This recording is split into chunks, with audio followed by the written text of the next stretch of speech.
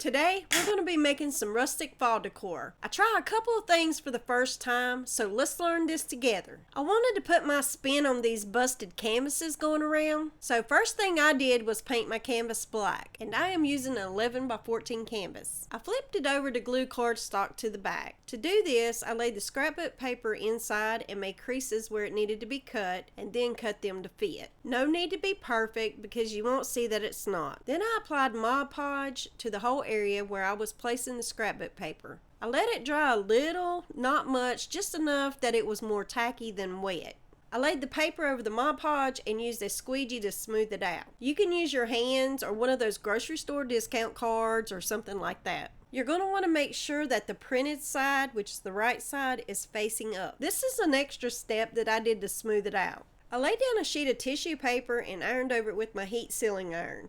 A regular iron would work. I took some Waverly's chalk paint and hazelnut and a chip brush, and I just dry brushed it all across the front of my canvas to give it that worn out, acid wash jeans look. Here's a little tip for you. When you get a little bit too much paint on something, you can take a baby wipe and wipe it off, and it's easier to paint back over. So I took a second canvas and I started sketching out with a pencil the face of a scarecrow. I started off by sketching his eyes, making them a teardrop shape.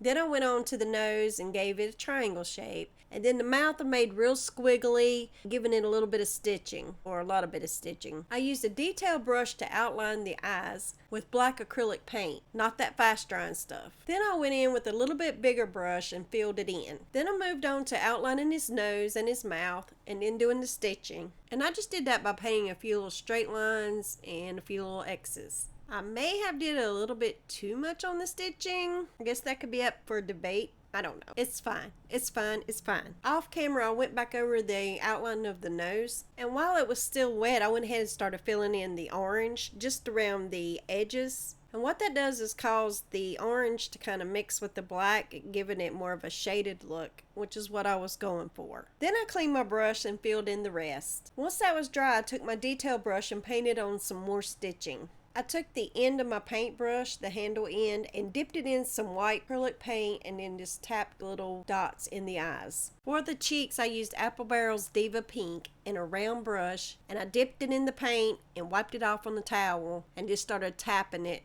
giving it rosy cheeks. And again with the detail brush, I went in with some white acrylic paint and filled in the whites of the eyes. Then I added a couple of eyelashes to each eye. I took a blade and went all the way around the canvas, removing the canvas from the frame. I took my first canvas and flipped it over to the back side. Then I took the canvas with the scarecrow face and placed it down. Now this is where I got a little ahead of myself, and I should have thought this through first, but I didn't. So I started stapling the canvas all the way around the back side of the frame, and when I went to trim off the extra, that's when I realized some of my staples came out the side. Okay, had I went ahead and trimmed it to size first, I would see where I was stapling. So I went and pulled out the staples that were sticking out the side because I can't deal with that. I found that folding the canvas over and creasing a little bit helped me see where to cut with the scissors, which made it a lot cleaner and easier. So, lesson learned. Flip the canvas back over to the front side, and it was time to make the little slices so that it looks like it's busted. Started with like the center where I thought the face would be and started slicing there. And you do kind of like you're going to do a triangle. Of course, I'm sure everyone's seen these. If not, you cutting like you're cutting a triangle, but you don't cut a full triangle. Here's something else that I should have done differently. Well, first of all, I shouldn't have used a dull blade. Second of all, I shouldn't have added the back piece on that I just had issues with. I shouldn't have added it on first. It would have been a lot easier to have flipped the canvas back over, and while the canvas was laying flat on the surface, cut it that way.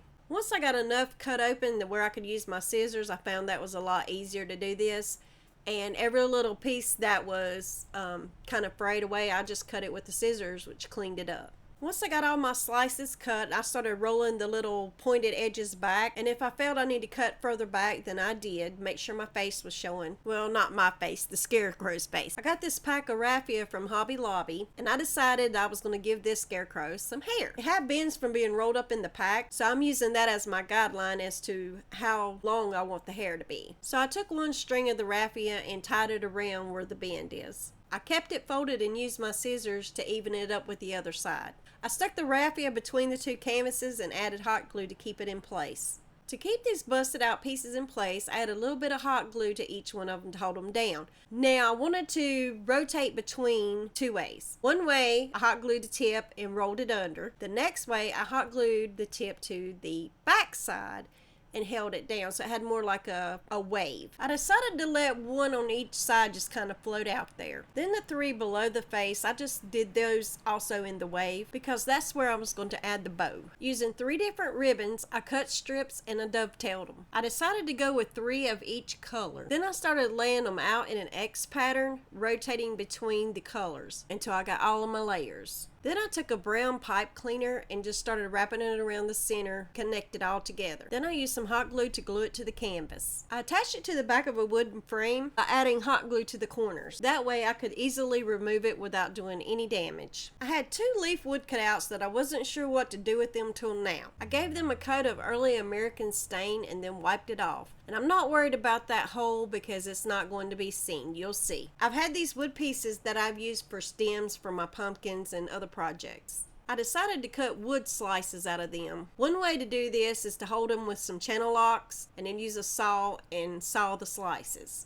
Now I did see where on Amazon you could buy wood slices different sizes. Some are even small like this. So that's an option. Now I decided to use mine on the bandsaw. Once I got all my slices cut, I started laying them out on my leaf, trying to fit them in, doing the bigger sizes more toward the center and the smaller slices toward the edge. Just fitting them kind of like a puzzle. Once I was happy with how it looked, then I used some wood glue to glue it all down. Then I finished it off with some clear coat. I hot glued some jute string to the back and hung it on the wall, and there you go. So I had this idea of taking an old potato peeler that I was going to get rid of and shaving down an old candle that I wasn't using. And this was going to take forever. So I gave up and just put what I had shaved already into the pot and let it melt. Once it melted, I just stuck the rest of the candle in there. I got these fragrance oils off of Amazon and I decided to give them a try. And I went with the spiced cider. Well, I read it was recommended to have your wax at 180 to 185 to add the oils. And I believe that is for soy and I think it's higher for paraffin. I'm not a candle maker. Do your own research before you make candles because this is my very first one. And this is more of an idea than it is a how-to.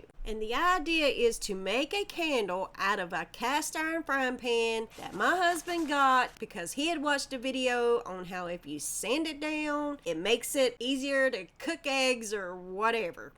Didn't work. So now it's gonna be a candle. I decided to use 3 candle wicks. So I put the wick stickers on the bottom of the pan where I wanted them to go. And they are double-sided, so they stick on the bottom and they'll stick on the top. I added the wicks and then wrapped them around some skewers and let them lay on top of the pan so that they won't move. I poured the wax in and that definitely was not enough, so I melted down another candle. And once it was melted down, I just fished the wick out with a spoon that came with my candle making kit. Once it was melted, I poured it in there and then I let it sit up for just a little bit, but I didn't want it to be fully hardened but still soft so that I could add in some cinnamon sticks. I added some more wax, being careful not to cover the cinnamon sticks. Let it harden a little and added some star anise. I added a little bit more wax and then sprinkled some whole cloves. When the wax hardened, I just cut the wicks and removed the skewers. And here is my first candle. Y'all don't be afraid to try something new. If I can, you can too. Thanks for watching.